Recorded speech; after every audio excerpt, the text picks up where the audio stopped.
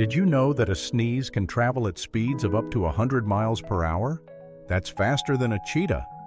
When you feel that tickle in your nose, your body is preparing to expel air and particles at incredible force. In fact, a single sneeze can release around 40,000 droplets into the air.